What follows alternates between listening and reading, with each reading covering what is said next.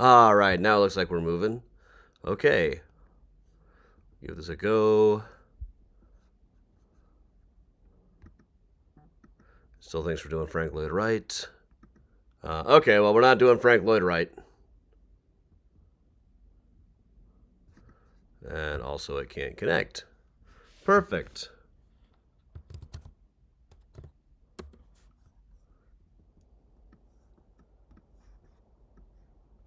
All right, are we streaming? It looks like we're streaming.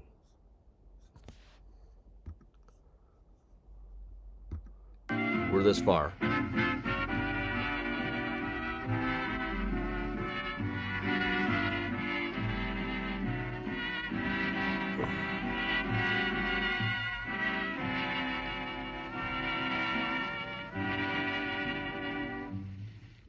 Benny Goodman goes way back and gets a lot of rhythm out of Walk, Jenny, Walk.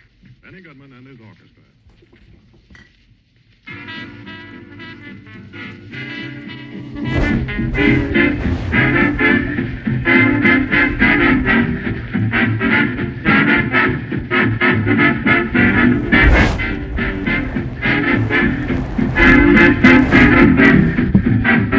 There we are. Hey, Laura. Hey, Cindy. Hey, Jen. Sorry for the delay there. Or what's going on? Miles. You see this guy? Miles has been very helpful. He's not. Hey, Ed. Hey, Gladys. Hey, Alexis. Sorry for the delay, everybody. There's some kind of weird connection issues going on. Kirk, I did have a good trip to Minnesota. Hey, Laura, here we go. Hey, Bridget and Mary Jo. Whew. That was kind of fraught with peril. Can't hear me. I'll turn the Benny down a little bit. All right. Okay. Hey, Matthew. We'll give it a few minutes. Just a bit of a late delay tonight.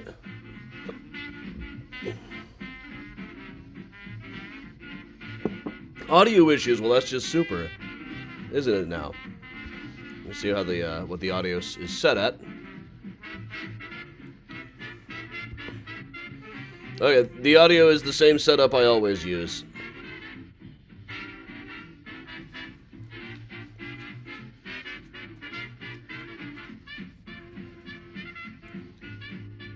Hey, Jim. Hey, Sarah. But something is going on weird with the connection and software tonight, so we'll maybe see if we can do this or what.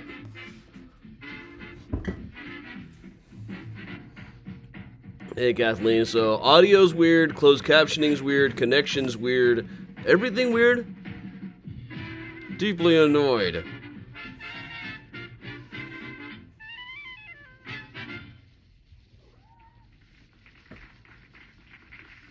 And they all loved it. They all loved those passions when they played by Benny Goodman. And now another one just in the same vein, Rosetta.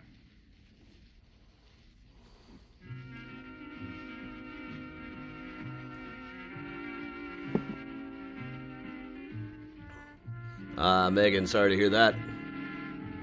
Yes, I have heard that the Scorsese DiCaprio Devil in the White City is back on.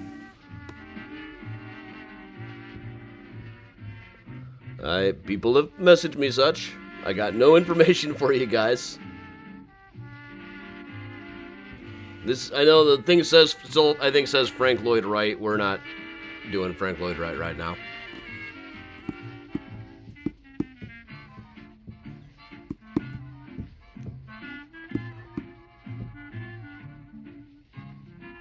It's now weird as mysterious. Yeah, I already did Weird Chicago. For years.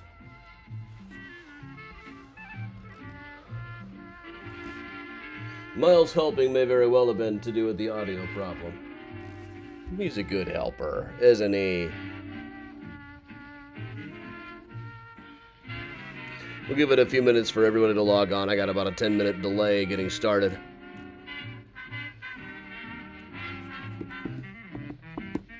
Alright, a lot of lousy days around. We're going to do our level best to talk about killing folks and breaking stuff and make everything feel a little bit better.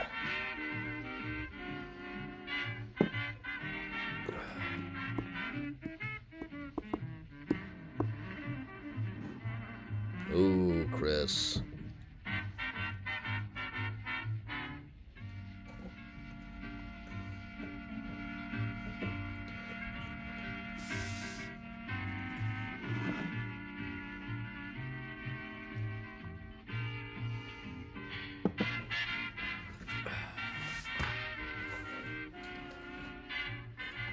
Where'd my all go? I have an all around here someplace.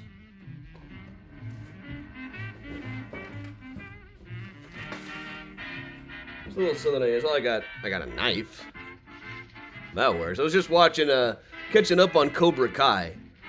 Giant karate riot last episode. I don't believe it took them like 4 episodes in a tournament to get to a karate riot. These kids have karate riots when they go to the bathroom. A big twist with a knife that I should have seen coming. Well, you know, there's things you can do with knives. It just makes me feel better, you know?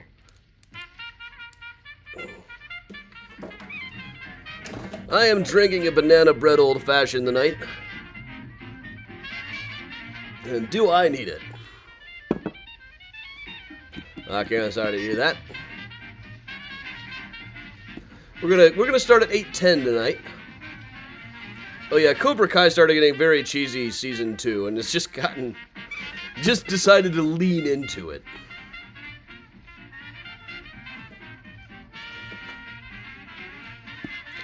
Alexis really is a regular old-fashioned with a little bit of banana liqueur and chocolate bitters. I'm not quite sure how to help you with that. I didn't ask you for anything, Alexa.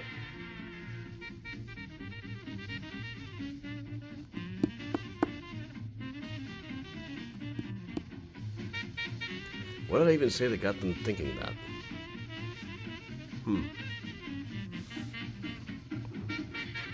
Hey, Dad. Hey, everybody. Sorry for the delay tonight. There was some kind of weird connection thing. Had to get a lot of stuff restarted. Hey, Lydia. Have you all met Lydia?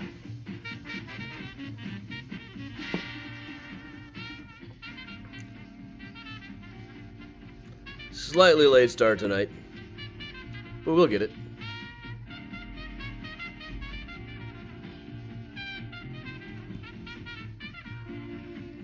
Oh yeah, it's delicious. It's the chocolate bitters that really make it. I had one in Austin earlier this year. Last year now.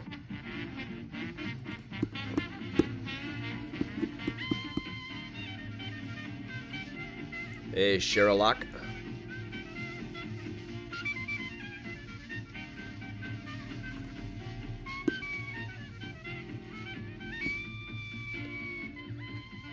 Hey, Eva.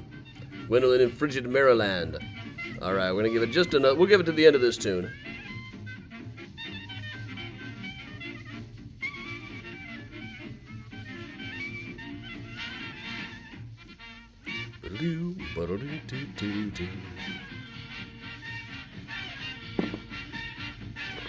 It's fun watching Martin Cove just ham it up as John Kreese. Rewatching the original movie lately, it's the contrast between him and everybody else. Everybody else seems like a normal person in the movie. It's part of what makes the movie work. But Martin Cove as John Kreese is this gene-chewing villain who just goes way over the top. And it's hilarious. Hey, Diane, hey, Masha, hey, Mom. Yep, we're here. Hey, Troy.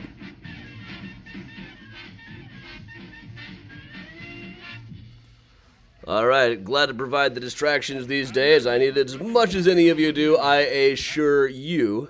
Alright, any trolls out there will be dealt with summarily and severely. I'm in no mood to take any shit. But welcome along, let's get started.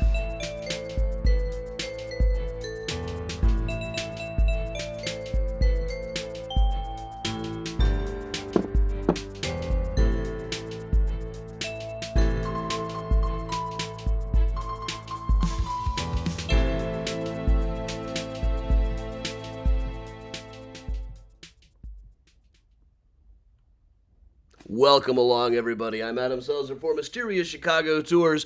Sorry for the delayed start tonight. I don't know what was going on, if it was the connection or the software or what, but nothing was working. It's just the way things are these days. So, all right, everybody. I'm Adam from Mysterious Chicago Tours. Been a tour guide and historian here in Chicago for going on 20 years now. Author of such books as The Smart Aleck's Guide to American History, somehow still in print after all these years. H.H. Holmes, The True History of the White City Devil. I gotta wonder if Scorsese and DiCaprio have read this at this point. Flickering Empire, how Chicago invented the U.S. film industry. You might have heard Michael Glover Smith and I yesterday on WCPT, filling in for Patty. Mysterious Chicago, the book. Murder Maps USA. And Graceland Cemetery, Chicago's stories, symbols, and secrets. And of course, the brand new Graveyards of Trinity Church and St. Paul's, a history and guide. New from Arcadia, just out in the past week or so. Available wherever hardware is sold in Lower Manhattan. All right, so welcome along, everybody. I'm Adam from Mysterious Chicago. Today, we are going to talk about Al Capone and the gangsters of Chicago. I truly believe there was a day in Chicago where Al Capone, Charlie Chaplin, and Johnny Weissmuller just went going door to door throughout the city, just knocking on every door, sticking their head in going, hello, hello, hello, goodbye, and then leaving. They probably did this at every building in Chicago so that all the stories about them being pretty much everywhere are in fact actually true. So we're going to start just a little bit here. One of my favorite things in the newspaper archives is in 1920, after liquor became illegal, the Wandering Reporter went and asked a bunch of people if they had tried the new booze. You know, bootleg hooch. This was asked around Clark between Austin and Kinsey, Austin being now like Grand Avenue, or Hubbard, I think. But J.W. Gibson said, there's a fight in every pint and a murder in every gallon. I used to drink the old stuff, but I'll tell the world I leave the new alone. Except that he knew what effect it had on people. J.W. Johnson of Winnemac Avenue said, I liked the old stuff better. It was much cheaper and you didn't feel so bummed the next AM. The only difference I see is they've raised the price of headaches. Harry Brown says, you could take half a dozen shots of the old stuff and never feel it. If you take 2 drinks of the new booze, it's goodbye, George. John Smith, an investigator, said, the effect is altogether different, judging by the stories I read in the papers. You know, my friend told me. I would say the new booze incites a man to do things he never would have done under the influence of the old. This is the only guy who will say that he hasn't tried the stuff. And Winsberg says, because they can't get it, they want it all the more. The new stuff is causing more deaths each day. It knocks you off your feet, and after taking half a dozen shots, you want to climb a tree. I have never wanted to climb a tree from drinking... Have I? I don't think drinking has ever made me want to climb a tree. But the point is here, everybody was still drinking booze after liquor was made illegal, which gave rise to a whole new version of organized crime in Chicago. Now, crime had never been that organized. There were groups that they would occasionally call gangs, but they weren't really that organized or all that powerful. One of the early examples is a group called the Car Barn Bandits, who found out that you could rob trains, but it's a lot easier just to rob the barns where they hold up the train cars at the end of the day, often still with all of the money and money attached. It was these 4 guys. It was when they were caught, it was one of the biggest things going. They were eventually caught with the help of Officer Blau, who later went on to tell lots of strange ghost stories to the newspapers, including the story of Sombrero Man in Lincoln Park. We found him one day for Find a Grave Friday. In 1918, some of these gangsters who had gotten involved in things like safe cracking, robberies, mail robberies, bond robberies, all of the regular stuff, were involved in a particularly big move right across the street from here, on the other side of the train station, right where Millennium Park is now. Terrible Tommy O'Connor and Bugs Moran robbed the Illinois Central office. This was a massive, massive raid. It ended up with a couple of people dead, Terrible Tommy on the run, Bugs Moran narrowly avoiding jail. But a lot of these were just kind of new guys who were just about to make their mark as gangsters. But they weren't quite gangsters yet. They had to resort to things like robbing the payroll at the train company. Or there were guys like Earl Bopp. Well, pictured here. Well, Earl Bopp was a guy who was held here in the jail, who was considered a gangster, but wasn't really up to anything as lucrative as bootlegging. But he hung around with Frank McCurlin, who was later said to be the first guy to introduce the use of Thompson submachine guns, Tommy guns, into Chicago gangland. Then one day at 78th and Crandon, they caught Frank McCurlin just shooting down the street, apparently thinking he was shooting at the ghost of all the people he had killed with his Thompson submachine gun. Also around 1919, Around 1919, well, they closed the saloons in 1919. And within a month, the police officers were saying this hasn't done one bit of difference, hasn't made one bit of change. All of the crime has just moved out of the saloons and into the pool halls. So right in front of us, this was a pool hall operated by a guy by the name of Sam Cardinella. According to the police, he was running it as a school of crime. He would lure kids into this pool hall, then teach them to commit robberies, send them out on errands, cheat them out of the most of the money with loaded dice, and kept them working for him by teaching them that he had supernatural powers. When they arrested this guy, they made a huge deal. See, this is proof that pool halls are evil, and look at what great cops we are to have captured this guy. Now, going through the paperwork on him at the archives down in Springfield was really particularly impressive. This is just some of the pages. Also, you notice that it's Sam Cardinella, his mark, with an X. The guy was illiterate. He couldn't really read. And this was something that came up in testimonies from the various members of his gang that they had arrested. They all said, really? They want me to say that this guy is a gang kingpin? He can barely speak English.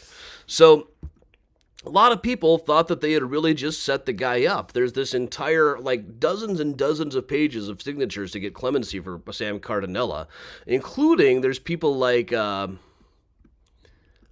these, there are a lot of the notable gangsters are actually involved in this. Quite a few of them signed on here. I believe Frank the Enforcer Nitty is on this particular page. But they were all, one of the leaders in getting Cardinella off the hook, which was ultimately unsuccessful, was a guy by the name of Mike Merlot, who was the head of the Union Sicilian. That, at the time, was still basically a civic organization for Sicilian Americans living in Chicago.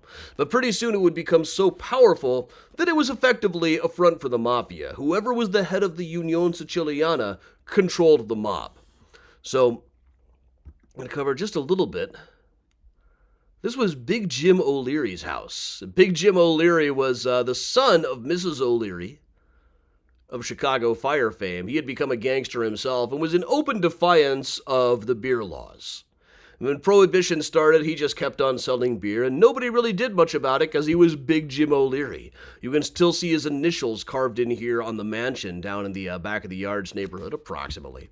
The face carved into it is sometimes said to be Mrs. O'Leary. If true, it would be the only image of Mrs. O'Leary out there. There's Big Jim himself.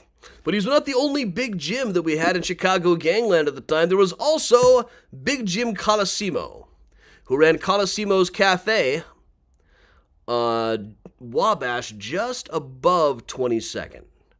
This is approximately where it would have stood, or exactly where it would have stood, depending on who you ask, just beyond the White Castle here.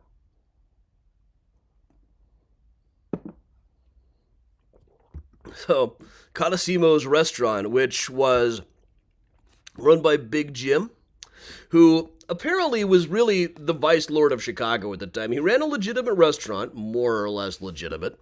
However, he was also in charge of most of the vice operations in the city. If you were running a brothel, if you were running a gambling ring, if you were a pickpocket or a thief, you were probably making payments to Big Jim to stay out of trouble.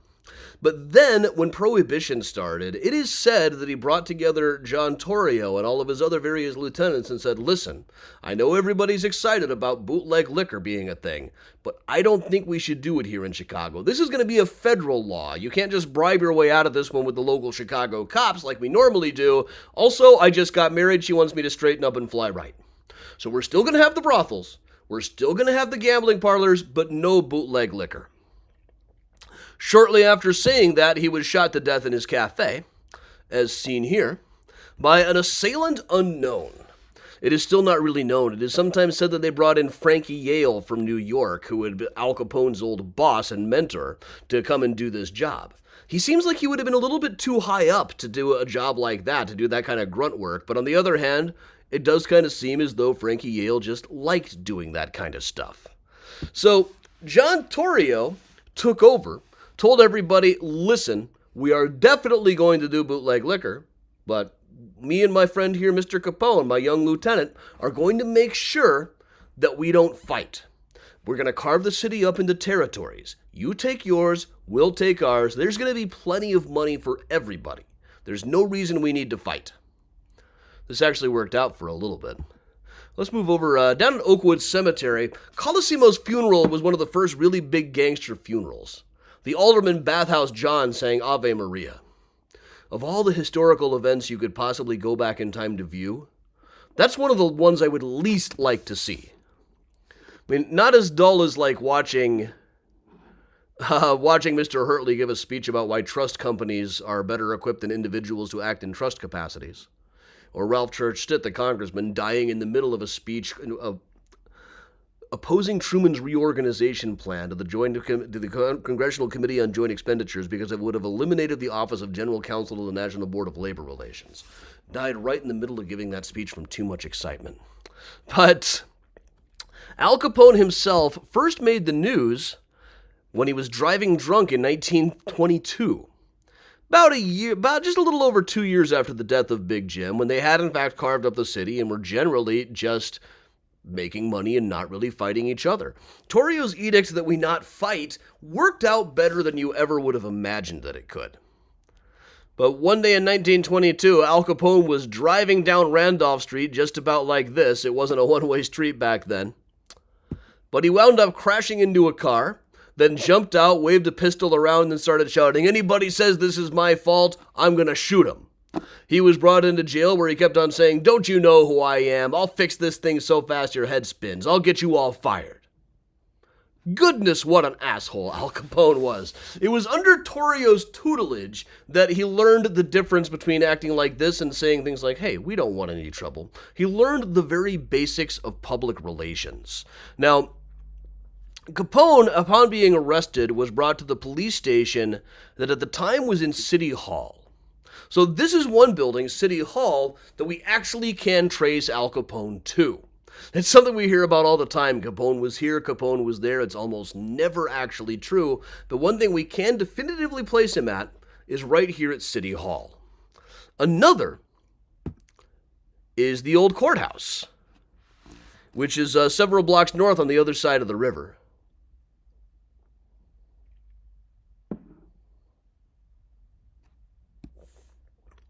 We'll walk around to that. Give my voice a chance to recover a little bit. This is the alley out of which Terrible Tommy O'Connor eventually escaped. I should do a whole tour about Terrible Tommy, shouldn't I? I really should. I don't get better numbers on new tours than the ones that we've been doing once a year for a while now. So, the last two of them were new. So let us spin around here and get ourselves a look at the courthouse. Now offices, but the building is still standing. But in 1924, Frank Capone was killed, Al Capone's brother, and Al was brought in among all of the other witnesses for an interview with a couple of attorneys in the criminal court building. So this is another one we can definitively trace him to. Now, right around this time, 1924, things were starting to heat up. The problem with the plan of not killing each other was that these guys were old safecrackers. They were old car thieves. Just driving booze trucks around and doing paperwork about booze was not exciting enough for them. They started itching to move into each other's territory. And John Duffy was brought in by the O'Banion gang that ran the neighborhood where the courthouse is as a hitman. He bragged to everybody what a great hitman he was, what a great shot he was, but then he didn't kill anybody. So finally, O'Banion had him bumped off. He had him arranged for him to meet a car at 2222 South Wabash, where he was picked up and taken for a ride. He was shot to death. Al Capone was brought in under the name Al Capone. It was noted, after all, that he was picked up right outside of Capone's place at 2222 South Wabash, the Four Deuces. He was questioned, denied even knowing Duffy or anything like that, or even being connected to the Four Deuces. But he absolutely was, in fact, connected to the Four Deuces, which was right down the block, right on the other side of 22nd, now known as Cermak, from the old Colosimo's place. And it's the larger of these buildings here. Here's a kind of a more recent picture of it. It's long since torn down now. But right around this same time, at the end of 1924, Capone himself was rumored to have been shot to death, but said that the rumors had been greatly exaggerated. Around the same time, they were still trying to figure out who killed Duffy. and brought in Al Brown, who is said to be known as a procurer all his life. Used a revolver frequently, women often informed the police to serve his own purposes. Took up booze as a means of getting pocket money when the vice profession was dull. He was under the wing of Torrio, worked with O'Banion, Miller, or anyone else who could show him the way to ill-gotten gains. Said to have been among those present when Duffy started on the journey of death. They also noted here that the Four Deuces was the most despicable resort ever kept anywhere. An awfully bold statement, but newspapers were definitely prone to hyperbole when it came to these guys. So, meanwhile, Dean O'Banion, the guy who was really getting sick of this, started double-crossing John Torrio. Now, he operated a place called Schofield's Flowers, which would have been right here on State Street, just below Chicago Avenue, where the new One Chicago building is now. It was just under construction when I filmed this a few years back.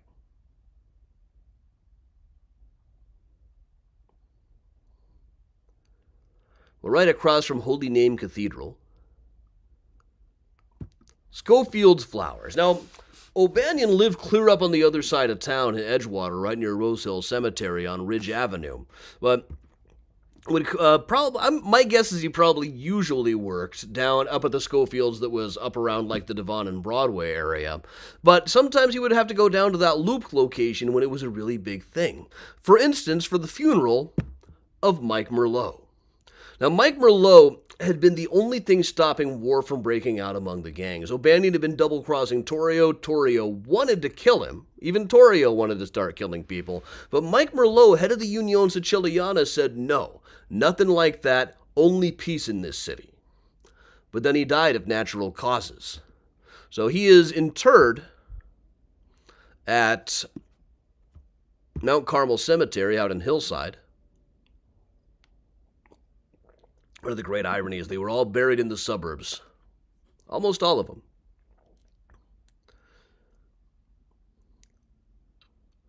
But Merlot's funeral was a very big deal.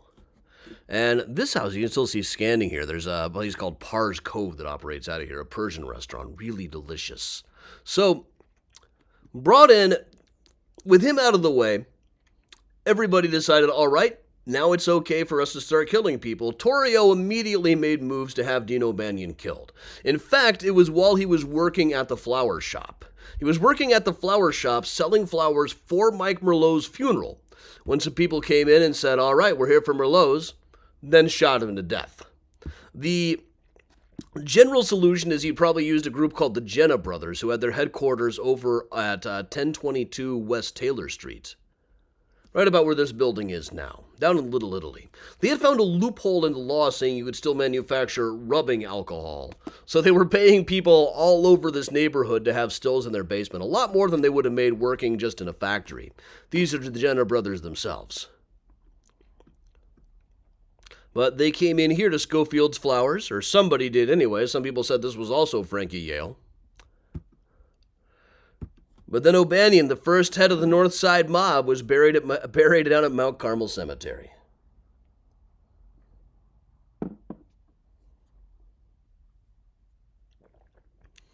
Moving briefly on his grave here. There's some controversy about what his name really was, whether it was Dean or Dion. You can see it's spelled on the gravestone Dean, but I think the way people pronounced it was probably like Dion. So sometimes it's spelled D-I-O-N. Now, in retaliation for this, Vinny the Schemer Drucci, Bugs Moran, and Jaime Weiss came after John Torrio. He was living down here on the 7001 block of South Clyde Avenue. They came up when he was getting out of his car. His car probably looked exactly like these ones.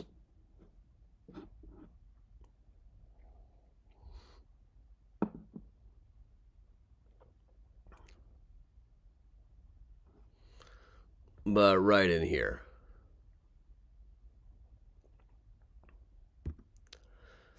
But they traced him down and shot him several times. This would have been Vinny the Schemer Drucci, George Bugs Moran, last seen here at the Illinois Central robbery, and Jaime Weiss.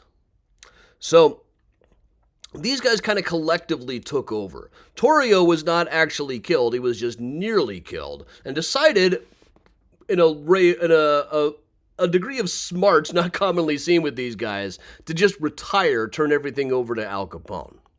Now, Jaime Weiss himself was shot a while later at Holy Name Cathedral when he was walking past there. This is his mausoleum at Mount Carmel. The fact that these guys had mausoleums at all shows you just how much money they were making. These things are not cheap. Vinny the Schemer Drucci himself would last a few more years. He was known as a real nut. He was always coming up with schemes, like, maybe we should go to London and steal the crown jewels. Maybe we should get one of our guys, a criminal, to run for mayor.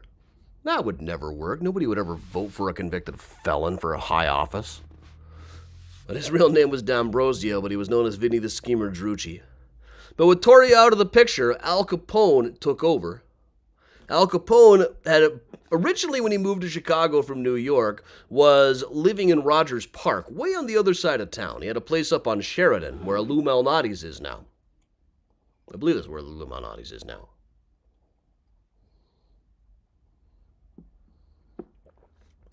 But this is the Capone house. This one over here on the left, still standing today, comes up for sale every now and then. Slightly nicer than the other ones in the neighborhood, but not by too much. It wasn't a fancy house. Capone did not own a lot of stuff. Owning stuff would have left a paper trail. But he did own this. This is how it looked when it was just covered in flowers for Ralph Capone's funeral. And you can recognize here that it's the same house. They've added that second-story patio onto there since then.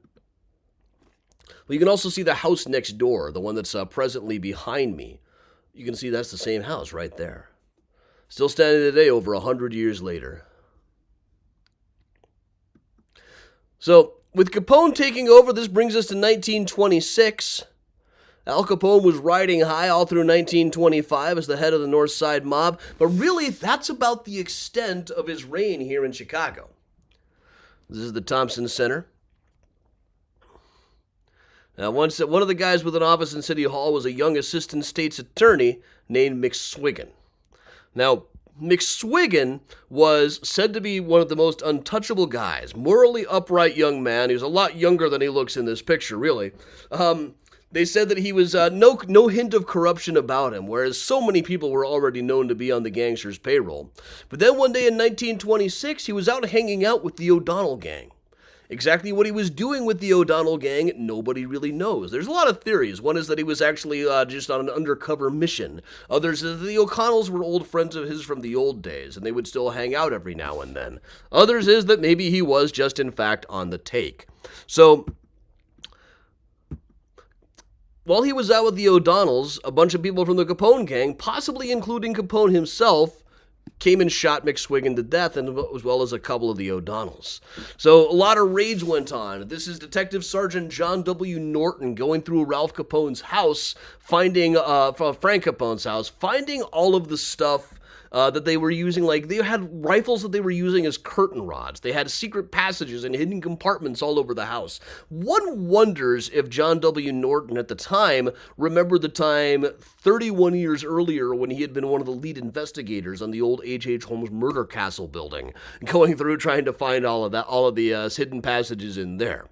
They did find a couple of hidden passages in there. The stories about it may be wildly exaggerated, but there's some truth behind them.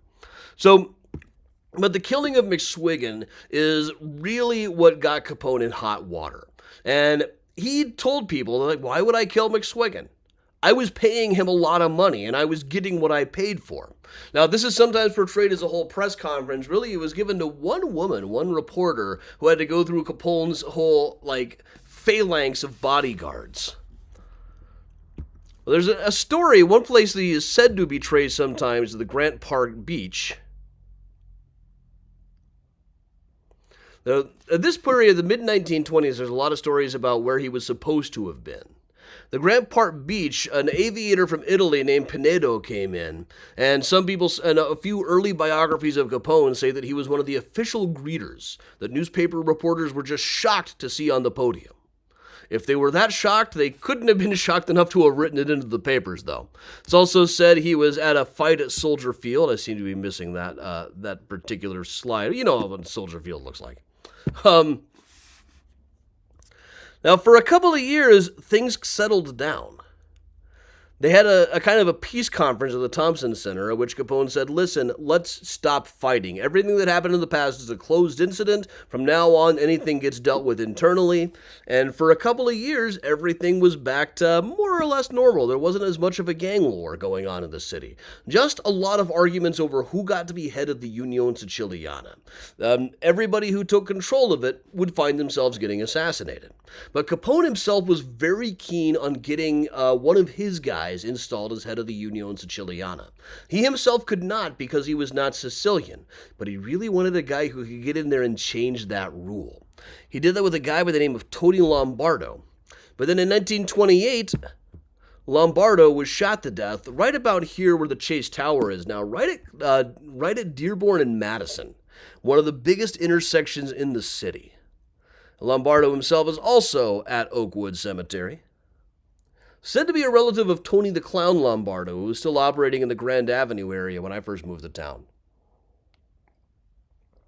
I always thought it was just a rumor that the guys in the Italian-American Social Club that you'd see out there on the corner living up to every single stereotype were mob-connected. It's just the kind of thing some people would say. But when Joey the Clown Lombardo went missing, that club was the first place they looked. Now, meanwhile, around this same time with Lombardo dead, apparently also because, whether this was because of the Union stuff or whether because people had been switching sides, a lot of different theories. But also, we're going to go down in this tunnel. There was a reporter named Jake Lingle for the Chicago Tribune who was also working for gangsters. Interesting guy is that he would go into like gambling dens in Chinatown and know everybody by their first name, but may have not even been literate. By some accounts, he couldn't write a bit, but in those days you didn't have to write to be a reporter, you called in your dad the rewrite man. But he was on the take with the gangsters. So eventually, down here in the tunnel leading to the train stations underneath Michigan Avenue, he was shot to death. A story that occupied pages and pages of the Chicago Tribune. Entire books were written about it. It's now more or less forgotten. But word was out. 1928, the whole gang war was back on. This kind of culminated in probably the most famous event in Chicago gangland history, the St. Valentine's Day Massacre, which took place right over here near the Clark Bar. Or where the Clark Bar used to be. The Clark Bar used to have this massive, massive blow-up picture of all of the victims of the massacre. But at the time, what stood there before there was an empty field there was the SMC Cartage Company, a little garage. Now, what really happened that day is still shrouded in mystery. It's one of those things where every 6 months new theories go around. But what we do know is that 7 guys affiliated with the Bugs Moran gang had gathered there on Valentine's Day in 1929. Capone himself was conveniently down in Florida. But a stolen police squad car drove up carrying 2 guys dressed as cops, 2 guys in plain clothes. None of them were actually cops. By most accounts, they were guys working for Capone. They walked up and lined everybody up against the wall like it was a regular liquor raid. Everybody figured, it's another liquor raid. We'll buy our way out of this. Nobody move, nobody gets hurt. We'll line up against the wall. At this point, the details get fuzzy. We imagine they probably said something like, all right, which one of you mugs is Bugs Moran? Then when nobody said anything, they just shot all 7 of them because Moran was not yet present. So they were left to die right there. 5 of them died on the spot. A couple others were able to be carted away to the hospital. So this was the St. Valentine's Day Massacre. Now, murders by gangsters were not necessarily front page news anymore, but 7 at a time was a whole different thing. A killing scene too gruesome for onlookers. And people immediately noted this meant that Capone had risen to supreme command of the underworld because all of his rivals were basically dead. Except that Moran was in fact still alive. He hadn't been hit, but his gang had been decimated at this point. Now, one of the few major gangsters really to be buried on in the Chicago city limits, Reinhard Schwimmer, was officially not one of the gangsters. He was one of the victims of the massacre, but the story goes that he wasn't a gangster. He was an optometrist who just liked to hang out with gangsters on his off days. That's according to his mother, for the record. But he is right up here by the fence at Rose Hill Cemetery. Not the guy walking by, it's this.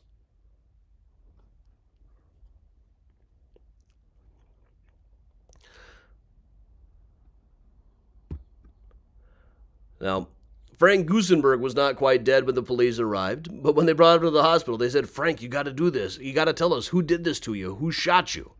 At which point Frank said, "Nobody shot nobody. Nothing happened. Nobody shot me." Then died of having been shot 17 times. There was one survivor of the massacre, a German shepherd named Highball. Let's cover a couple of other people here. We don't really know who the killers were. There was Jake Greasy Thumb Gusick, who was Capone's bookkeeper and fixer. A couple of guys named Scalisi and Anselmi had recently been gotten off the hook by Capone for killing a couple of police officers. Capone managed to fix the jury or something. But these guys, shooting all 7 of these people, but not the person they were supposed to be killing, presumably Moran, is exactly the kind of boneheaded move that these guys would have pulled. These guys, every account that I have found of them and their crimes, they just strike me as phenomenally stupid human beings. Maybe I'll make them the subject of the Patreon post for next week. Should probably post the patreon.com/AdamChicago. But they were eventually found beaten to death with baseball bats by the side of the road in Indiana. There are vivid scenes in movies where they're taken out to a big sumptuous dinner where Capone says, "Now, you know, a baseball team, you gotta all work together," and then beats the crap out of them. This may have been what happened, and we really don't know, or whether it was even Capone at all, or whether this was because they had screwed up the St. Valentine's Day Massacre so badly, whether they were plotting to kill Capone. There's never a really good source on these things. These guys are not necessarily reliable sources, and their grandchildren and nephews definitely are not. But once again, Reinhard Schwimmer, definitely not a gangster. He was always a good boy, says his mother. Many of the gangsters definitely believed that it was Machine Gun Jack McGurn, one of Capone's hangers-on from those days. In fact, when he was shot to death himself a few years later on Valentine's Day, he had been out of work for a while. You can't just really look up in the classifieds under Hitman. And his friend said, "You know, Jack, why don't we just go bowling?" So they went bowling in what is now the West Loop, West River North area. And middle of the frame, some guys came in, shot him to death, and left this Valentine lying at his feet, saying, "You've lost your job and you've lost your dough, your jewels and cars and handsome houses. But things could still be worse, you know. At least you haven't lost your trousers." You can see why these guys were hitmen and not poets. Not a lot of money in poetry. You go to an author event, they'll give a whole big speech about how you don't have to be commercial, you don't have to follow the trends, your readers will find you. Right. Let's talk about a couple of other random gangsters while we're at it. One of the guys who was trying to kill Al Capone was a guy by the name of Joe Aiello, who lived in this really big house near Indian Boundary Park. Just down the block was a warehouse where he was stashing dynamite that he planned to use to blow up Capone. Now, he wasn't shot to death here. He was shot to death someplace else, but there are pictures of his coffin being carried out of this place. There's also a guy by the name of Big Tim Murphy, who was involved in racketeering. He was always organizing all these labor unions, really just to collect on the dues. There's a lot of money in union organizing in those days. But this was his house. He was shot to death outside of it. You can still see little bits of bullet damage here. And for real, unlike some of the other places. Now, let's talk a bit about the other places where Al Capone really was in Chicago, most of which are long gone. Now, for the longest time, his headquarters when he was in Chicago was a place called the Metropole Hotel, which is no longer extant on Michigan Avenue, but looked about like this. It wasn't one of your higher, classier hotels. Capone was not hanging out in nice hotels. He spent most of his time ducking in through the side door of really B-list hotels. Most famously, during the time of his trial, he was operating right about here, the 2100 block of South Michigan, at the Lexington Hotel, which looked like the Metropole, only bigger. Also wasn't a super popular one. I got a doorknob from one of the rooms over on my wall here. This one is the one where famously Geraldo Rivera busted into Al Capone's vaults, and for some reason thought he was going to find something. This is really, I don't know when exactly it started, but this is definitely an early portion of Geraldo Rivera's long career of making an absolute ass of himself. One guy who met with Capone here was Frank Lesh, head of the Chamber of Commerce, who realized how bad Capone was for business, took a meeting with Capone here and said, "Al, there's an election coming up. Can you just make it a nice, clean election?" And Al was feeling generous, so he went right along with it. Later on, when Leish told this story, he would always tell stories about how Capone had pictures of Abraham Lincoln and George Washington behind his desk. Or in some versions of the story, it was pictures of Mayor Big Pill Thompson behind his desk. Now, also a lot of stories from this era about Elliot Ness of the Untouchables, who later on would take all the credit for taking Al Capone out, but really by the time he came onto the scene, it was pretty much a done deal. But later on, he needed a lot of money to support his own drinking habit, so he started telling all these stories about his involvement, most of which were probably not true. Those who knew him say he was only ever even in the same room as Capone briefly. But let me just stick this out once. I'll rerun this. At 935 State Street, South State, Al Capone operated a soup kitchen for a while in the early days of the Depression, offering soup, coffee, and donuts for the unemployed. It was just PR. But as soon as he decided times were okay, he decided to shut down the soup racket. But they did bring this up in his trial in 1932. Like, how bad can this guy be? He operated a soup kitchen. Now, during this period, the early 1930s, it was already said you couldn't walk across the street without tripping over Al Capone. And Sissy Patterson, a Chicago-born woman who hated Chicago, was a granddaughter of Joseph Medill of the Chicago Tribune, did manage to interview him. She just swung by his estate in Florida. And really, after he came to power, he spent more time in Florida than he did in Chicago, really. So, she just happened upon his estate, and he was outside at the time. So she came up and had an interview, at the end of which she said, "Women have a natural attraction to gangsters. If you don't understand why, consult Dr. Freud." So this is Al Capone as Florida man. But meanwhile, the Des Moines Register sent a guy out just to try to find Al Capone. And after weeks of looking, he saw Capone ducking into an elevator. But that said, he was a very hard guy to find around Chicago. Now, we can definitely trace him right here to a building that is no longer present. This is the federal section in Chicago. But before we had the statue here, was this old Beaux-Arts style building. Well, this is where Al Capone was put on trial for tax evasion. And we can also trace him. A lot of people say that there was a dome under the Jewelers building there, where there's a club called the Stratosphere Club that Capone is always said to have been a part of. He definitely was not. It was years after he went to jail. But one place we can trace him to is Marshall Fields. It came up during his trial that he had all of his custom-made underwear made here at Marshall Fields. So another extant building that we actually can trace him to. And another is the Marquette building right across the street from the courthouse. We know from reports of his various trials that he would go across the street at lunchtime. His lawyers had offices in here, and he would go here to eat lunch. Now, the places we can trace him to are never like party pits or places full of secret tunnels. It's always like places where he had lunch, places where he had his underwear made. Now, we can also trace him just briefly to Dearborn Station. After he was convicted of tax evasion and sent off first to Atlanta to go to jail, he switched trains here at Dearborn Station. Elliot Ness was present at the time. It is thought to be the only time these two guys were in the same place at the same time. But again, every other tour will tell you that the place called the Stratosphere Club in the dome of the Jewelers building was a Capone hangout or something, a place Capone owned, depending on who's telling the story. It was a real place. I got a matchbook from him. But there's no evidence Capone was there. In fact, he'd been in jail for a long time by the time this place opened. Similarly, there are lots of rumors about Capone showing up at the Green Mill up here in Uptown. It's strictly oral tradition. And sometimes inside they'll tell you, yeah, this was Capone's booth. When he came in, the band would switch to Rhapsody in Blue. Here was his escape tunnel.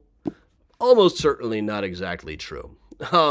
There's a couple of gang-related stories at the Green Mill, but nothing that but a lot of them come from, a lot of the real gang stories come from mid-century biographies.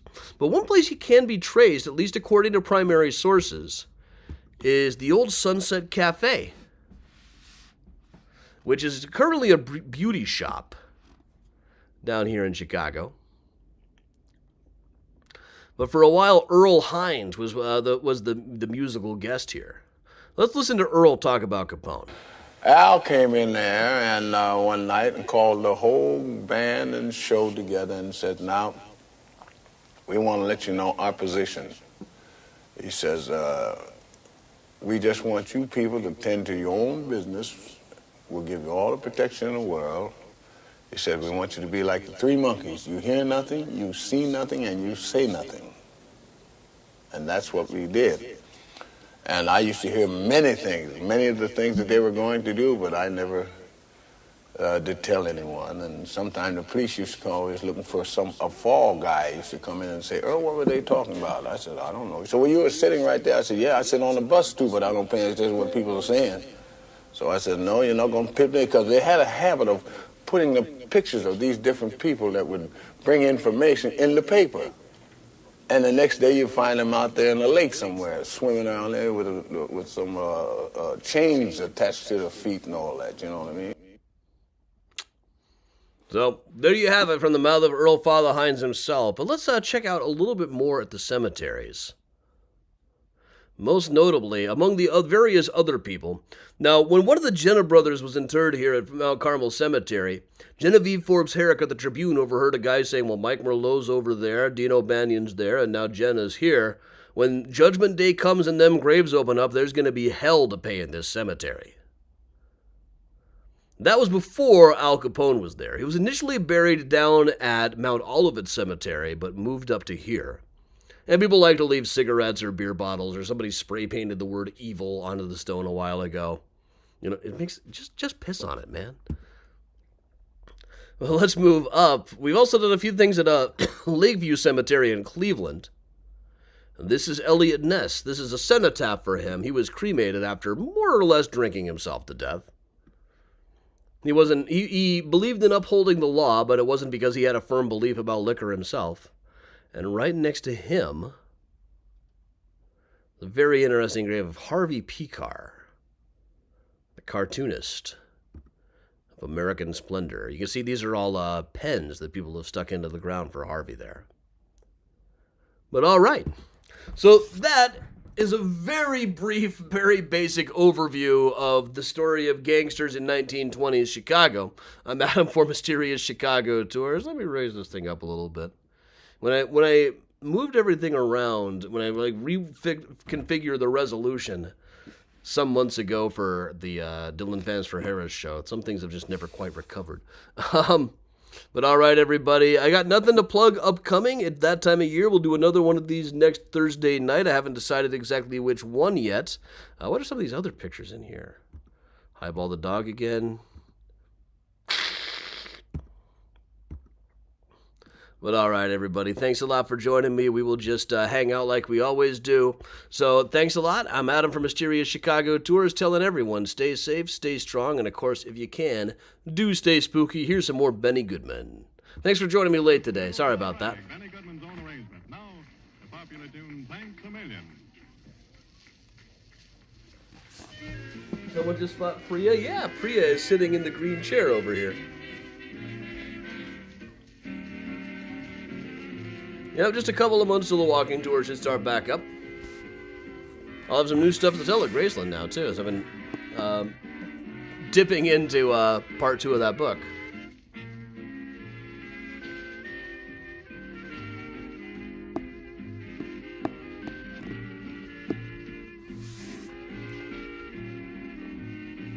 You know, I saw Louie came in here a while ago, too. She sometimes wanders in. She doesn't love being in the same place as Miles, though. Thanks, Cindy.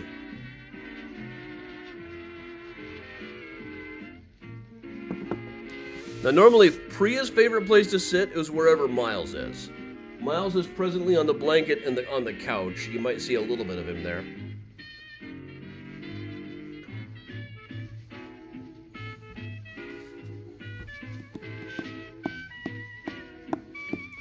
Thank you, Nikki, over on YouTube. Alexis, I'll be in New York early March. Quite a few coming up in spring. Laura, definitely, Miles was definitely here early on, especially when I thought I was broadcasting but the connection wasn't working right. But they're all right. They found their warm places in here.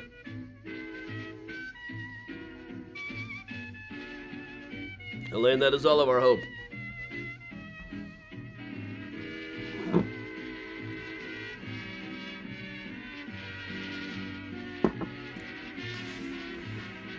Good night, Cindy.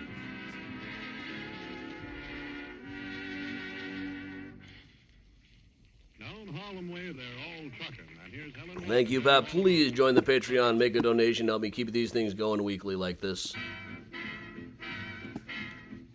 We are here almost every week. You know, we do kind of need our communities these days. You know, we all have our little things that we do to keep ourselves sane.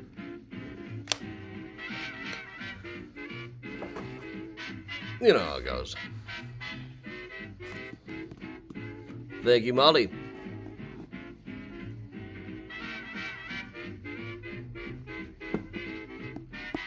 Thanks, Andreas.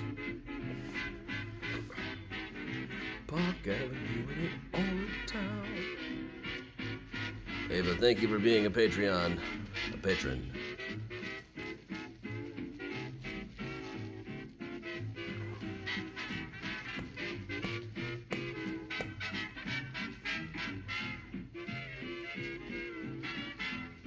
For his eyes. What are we gonna do? Petty theft.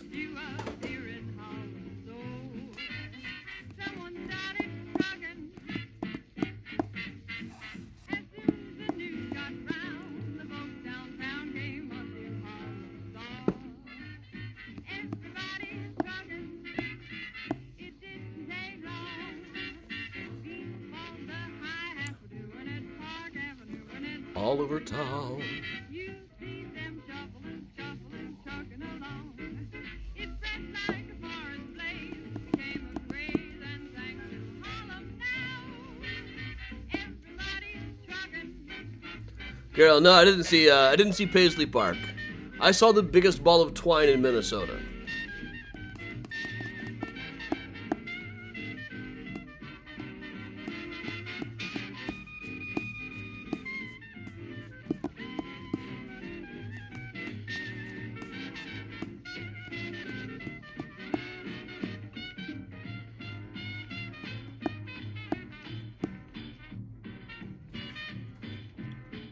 So yeah, with Facebook getting more and more unpredictable, there's other options. We can always move someplace else. Just I hope you will all follow.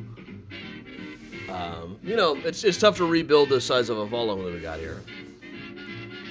Otherwise, we would have done it a long time ago, really. Benny Goodman presents On the Alamo. But at the same time, it's not time to give up our communities. It's not time to give up our groups. I'm not paying Facebook anything. Thank you, Nikki. Thank you, Nikki. I aim to keep on helping people stay sane.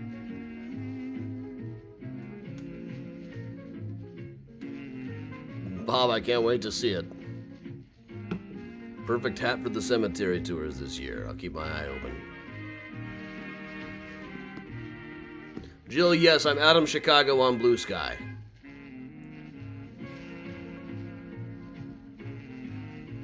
I've still got the Twitter account, but using it less and less just to stay in touch with certain groups.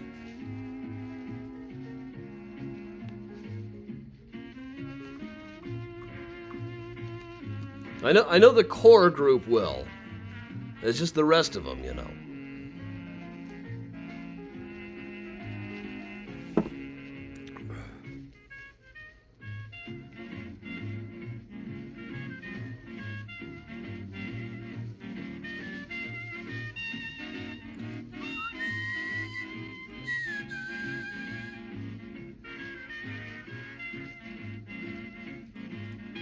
I found this picture of the reading books that they had at my elementary school.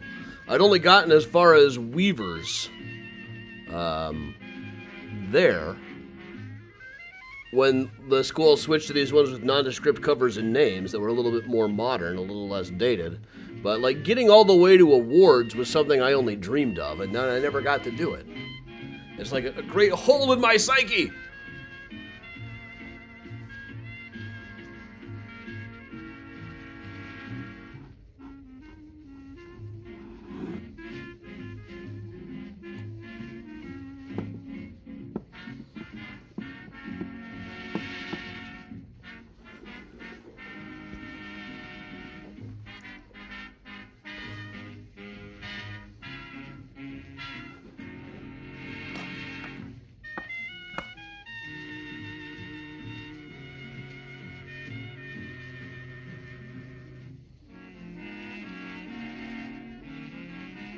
I write books? Do I write books? I guess I still write books. Been working on a play all week. It's a story that's been in my head for many years now. I just could never quite finish the damn thing. But I'm getting closer than ever. And some more to In Benny play Goodman form. Orchestra, and hear Helen Ward sing Eeny, Meeny, Miny, Mo. Here comes Helen Ward. I refreshed this a while ago. Now I'm just on plain old bourbon.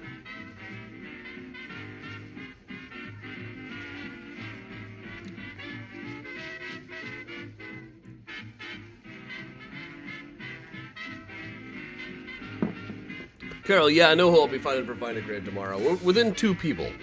I know who it's gonna be.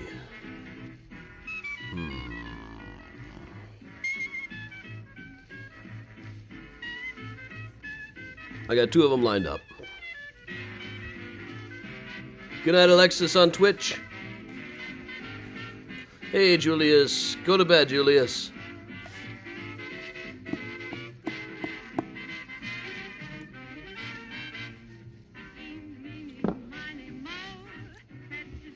By the toe. Let it fly away. Thank you, Nicole, for the Eventbrite donation.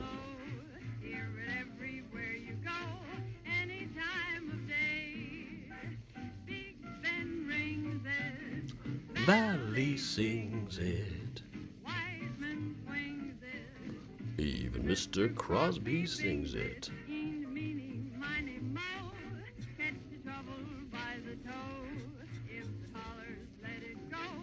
Let it fly away. No, there are different cemeteries, Bob, and I gotta keep myself in shape, you know. Every week I gotta find somebody. So trying to find 2 in 1 week, it's kind of shooting myself in the foot.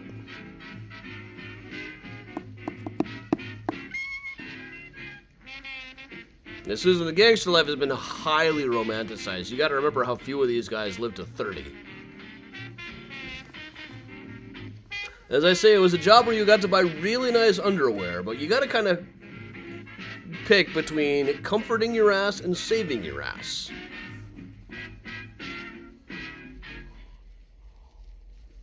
And we'll let the title speak for itself. Benny Goodman presenting Madam. And how much money do you need? Because no matter how many chairs you got, you've only got one ass.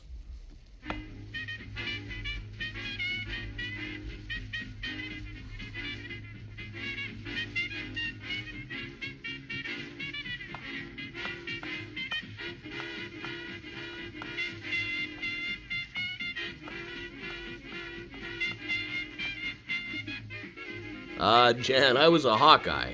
No, I was a Blue Jay. The Hawkeyes were beneath, were the slower readers.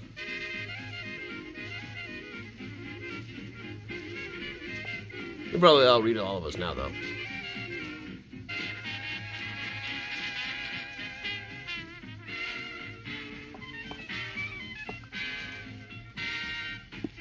Yep, live fast, die young, have a good-looking corpse. I got a copy of Knock on Any Door around here someplace. Knock on Any Door by Willard Motley. Used to hang out at Hull House. If you haven't read Knock on Any Door by Willard Motley, read it. It's an incredible novel. No, Megan, please don't do that. I've generally made a rule of not looking up people's family members for these things. It's kind of a slippery slope.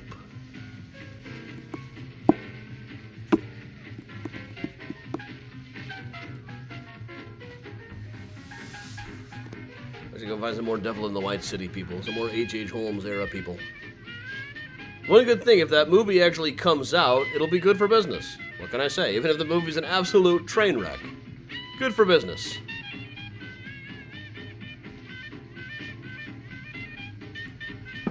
Also, needing to find someone every week keeps me working every week.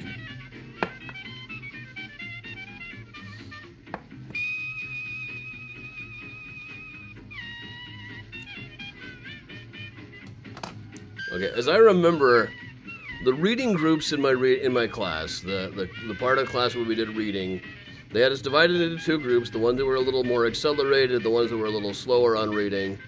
instead of having us all just work together with some kids falling hopelessly behind. But each group got to pick their own name. My group was the Blue Jays, though Jay suggested the Chicken Breasts. Very funny second grader, that kid.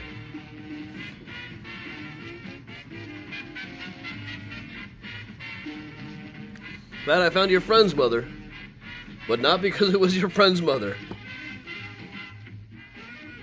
But man, I love the dirty Helen grave in Park Ridge.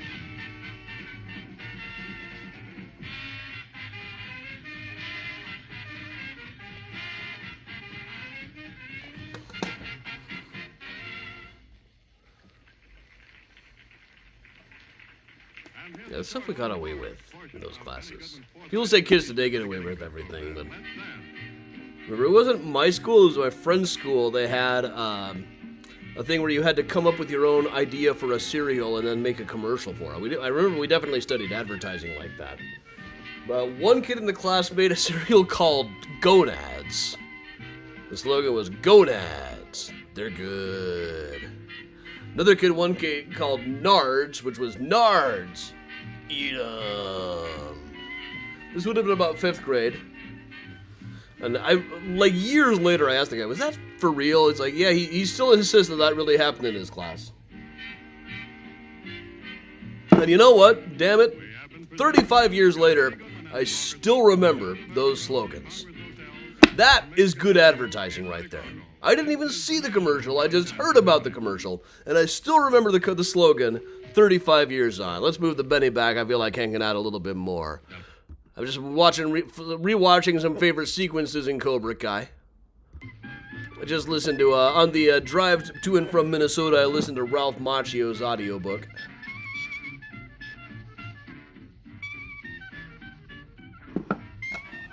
Which also got me to look up Pat Morita's stand-up. He used to appear in the Catskills under the name The Hip Nip. Very skillful stand-up comedy, but there's not a line I would repeat today. Ah, Bob, all right. Well, that's a very clear hint.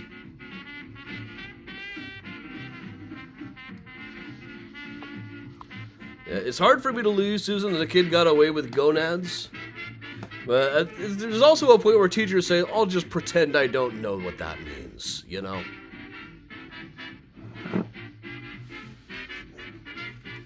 It does sound like a good cereal, doesn't it?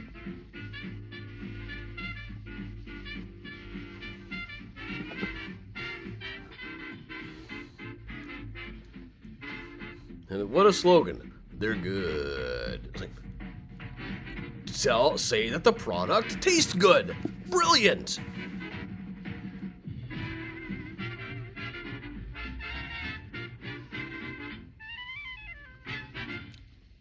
Well, Elaine, I have found many baseball players buried in Chicago. And they all loved it. They all loved those Bastards when they played by Benny Goodman. And now another one just in the same vein. The Society of American Baseball Research has marked a few of them, like Parisian Bob Carruthers at Graceland.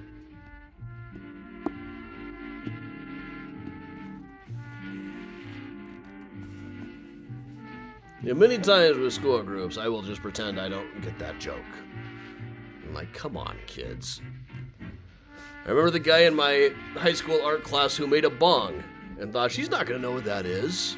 This teacher was 23. She just got out of art school. Pretty sure she knew what a bong was.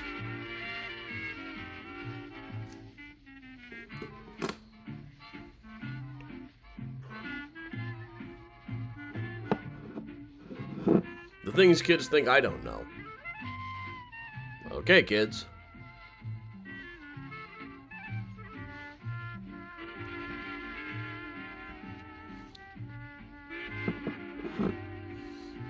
When groups insist on calling me sir, I always tell them, listen, I do not accept honorifics. You can either call, if you really just don't want to call me Adam, you can call me Mr. Adam. Or Daddy.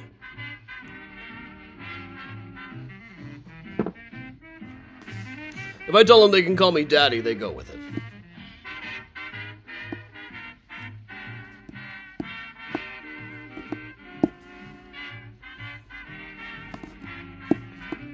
Yep, that was high school in the late 90s. We still had to rewind our Ataris in cursive.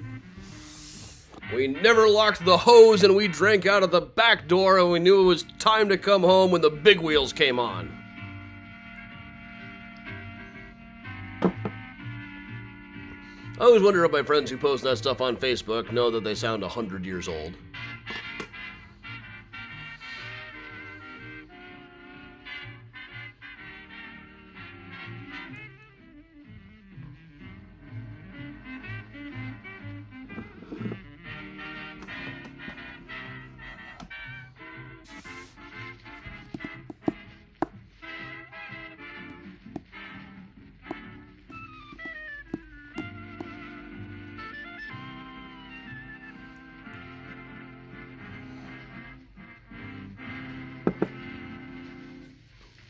Music by Benny Goodman is being presented from the Joseph Urban Room of the Congress Hotel in downtown Chicago. I made beef ragu tonight The bugle call Wright. with garlic gondolas from Trader Joe's. Fire.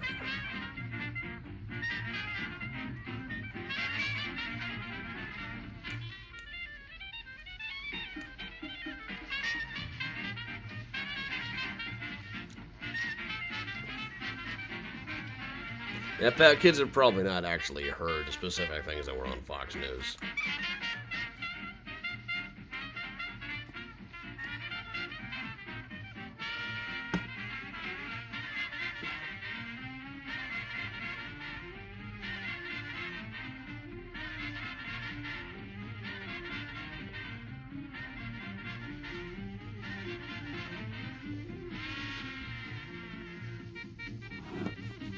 Good night, Kristen. If you guys aren't watching the Chicago for Chicagoland series on Tuesday nights, you are really missing out. I got some hate mail over mine.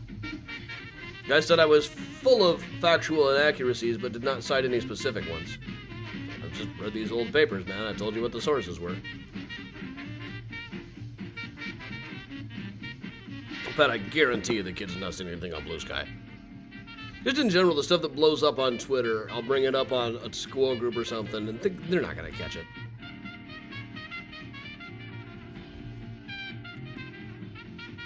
Oh yes, Susan, I remember the dial-up sound. Sounded like a Bugs Bunny cartoon. Boing, boing, boing.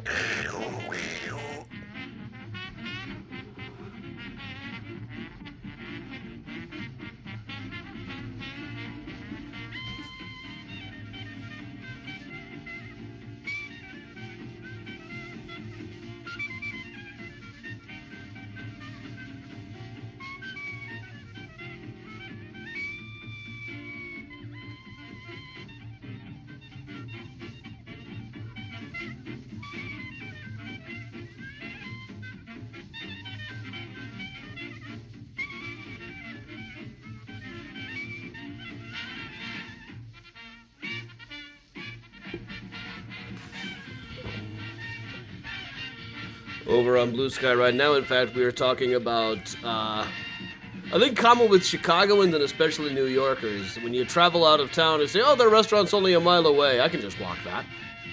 And then you realize nobody's ever tried to make this walk before, and you're like walking down a highway. I always tell, I was with a school group in Nashville, and there was a problem with the hotel. They had to move me to a different hotel like half a mile away. They're like, you want us to call you a cab? I'm like, it's half a mile. They said, it's okay, we can call a cab. It's almost half a mile. They're like, I'm from Chicago, I'll just walk it. So about a quarter mile later, I'm in waist-high weeds. People are pulling over to ask if I'm okay. It is obvious that nobody has ever walked this distance before around there. And same thing, a lot of times we'll fly places and like, hey, the hotel's right by the airport. It is not actually walkable. That happened to me in Newark and Austin last year.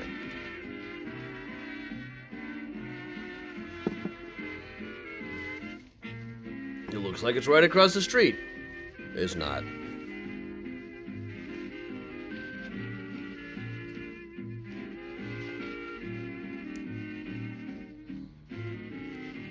You know, Katie, as a Midwesterner, I grew up calling all of my friends' parents by their first name. Carla, George, Mo, Don, Jim.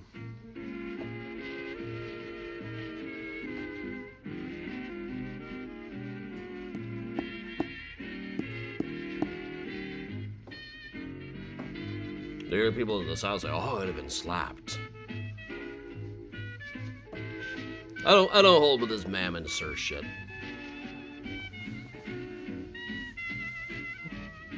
But don't call me sir. Sir is a knight of the realm. I might call them Mr. and Mrs. if they were a teacher. Like, even my old teachers, if I talk to them, it's still Mr. or Mrs. so-and-so. I can't get over that.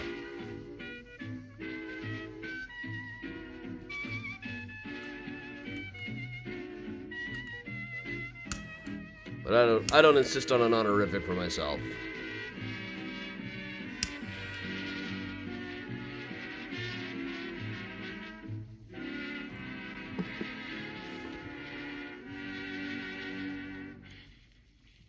Down Harlem Way, they're all trucking. And here's Helen Ward to tell you all about it. Trucking. Yeah, if kids really can't get around not calling me an honorific, like Mr. Adam is fine.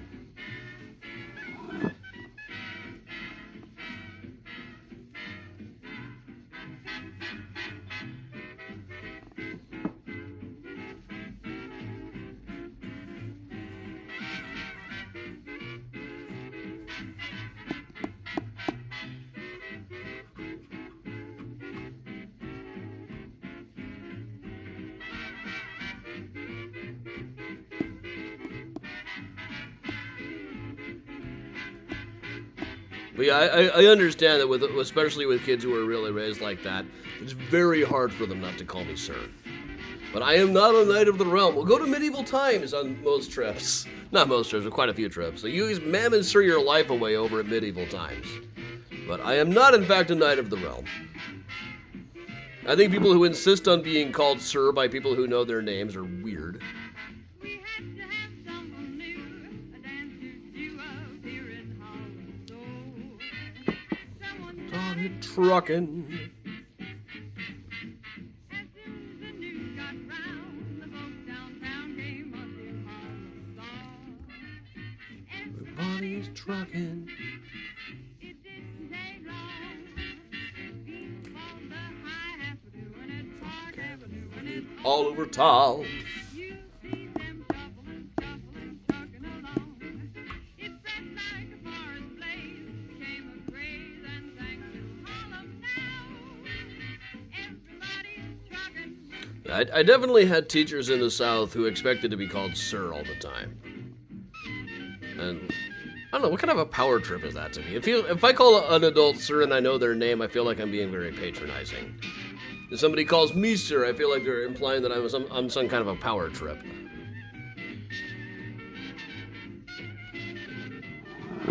No, Octavio, I don't think this administration is going to make me a knight of the realm. That might make some people knights of the realm. It's not going to be me. If I move to Nottingham, then maybe I can become a knight of the realm. I really like Nottingham. It was a nice town. Benny Goodman presents On the Alamo.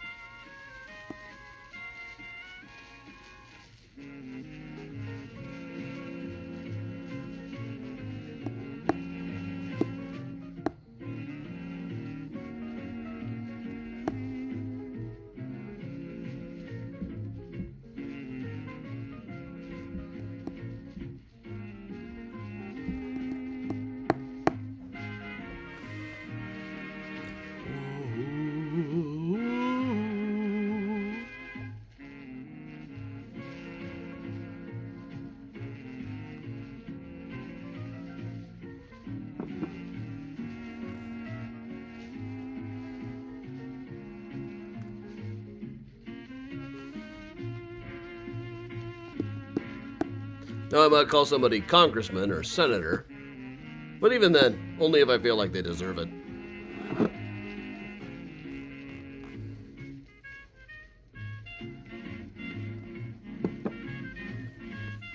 Though Tommy Tuberville still insists on being called Coach all the time. I would never call that son of a bitch Coach.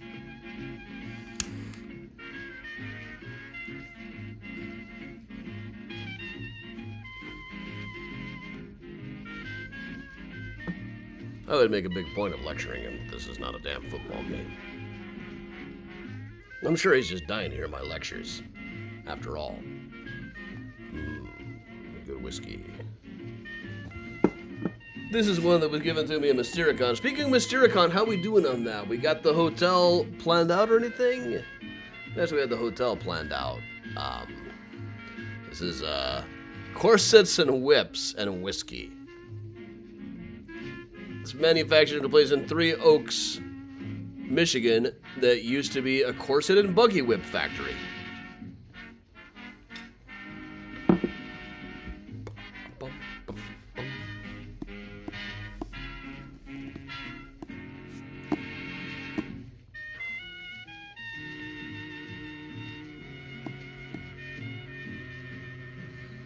Oh yeah, Chief, that's the thing. If you're the firefighting chief, you're gonna get called Chief. I just passed a town in Minnesota that was having a chili dinner for Chief Tatty.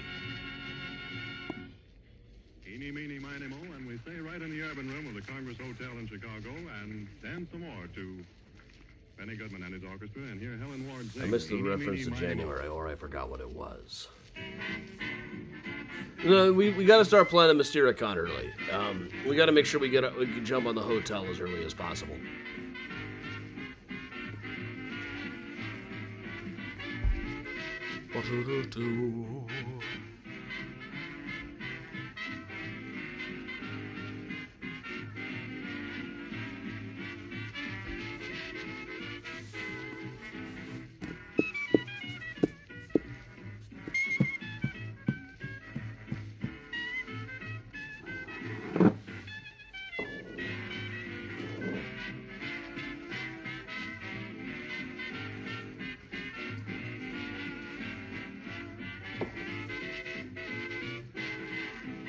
Bar is also important, but we need to get more of a jump on it this year, I think.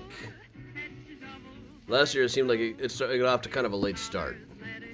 But we need our gathering places. Oh, do we need our gathering places? Hear it everywhere you go, any time of day. Valley sings it. Even Mr. Crosby sings it. I don't know if these guys actually sing this song. Let's see if I can find Bing Crosby singing this song.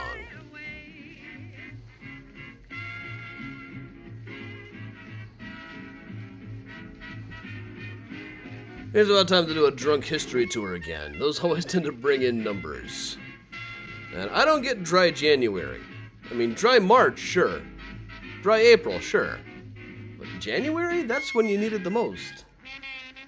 Guys gotta do something to keep warm.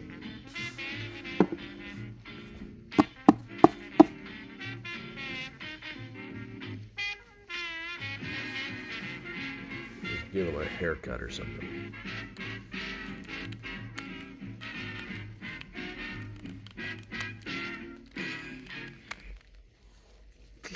And we'll let the title speak for itself. Benny Goodman presenting Madhouse. Now he's got a cowlick.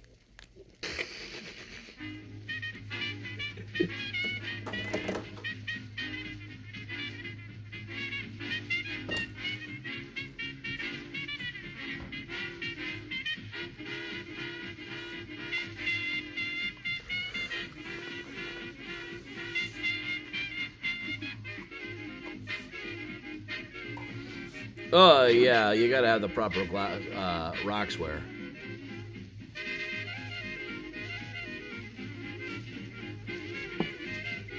I think this one was a gift.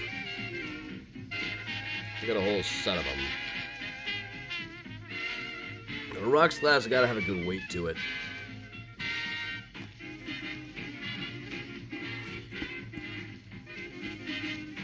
Oh, yeah, the torch too. Yeah, it's a. Give us some Some cool tips, you know.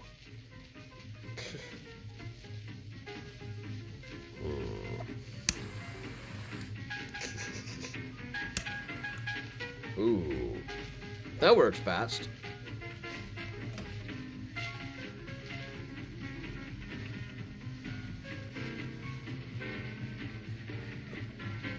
He fell off his bike.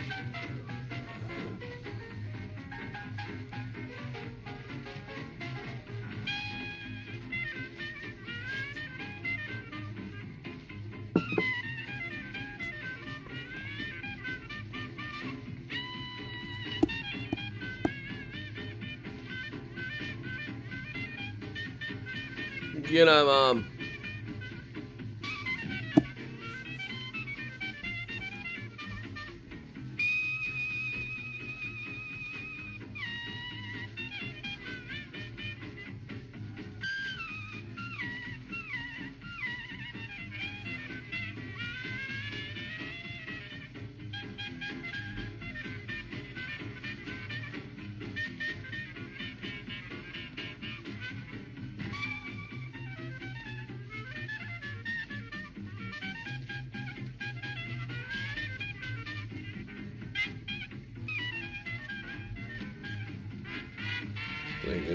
do you think all Christians are freaks? No, I just don't think people who post things like your above post making fun of Matthew Shepard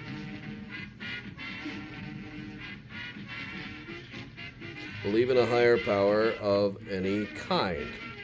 It's just something you use to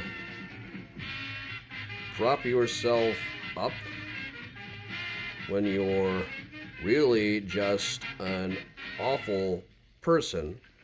What you need to prepare for is one day your kids will figure out what kind of man you are, and they won't love you anymore.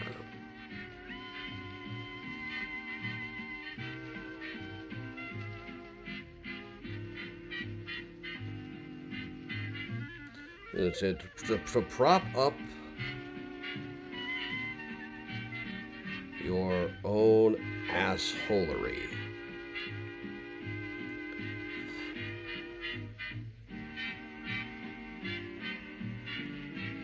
We have been presenting the music of Benny Goodman and his orchestra from the Joseph Urban Room of the Congress Hotel Because you would on think. Michigan Avenue in Chicago.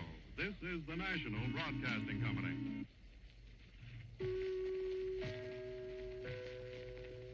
When they go low, kick them. Their face is nice and close to your foot. I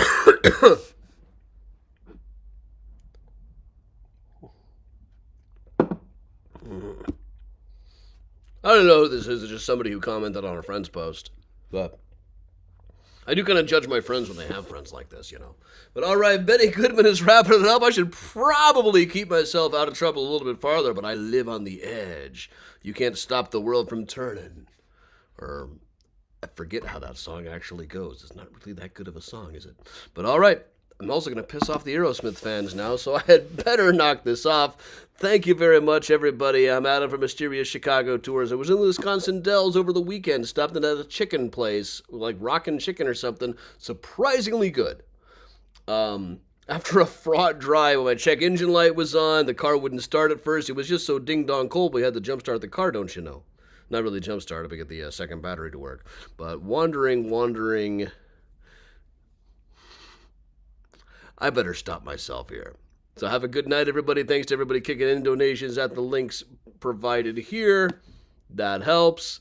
Have a good night. I will see you all tomorrow morning for Find a Grave Friday.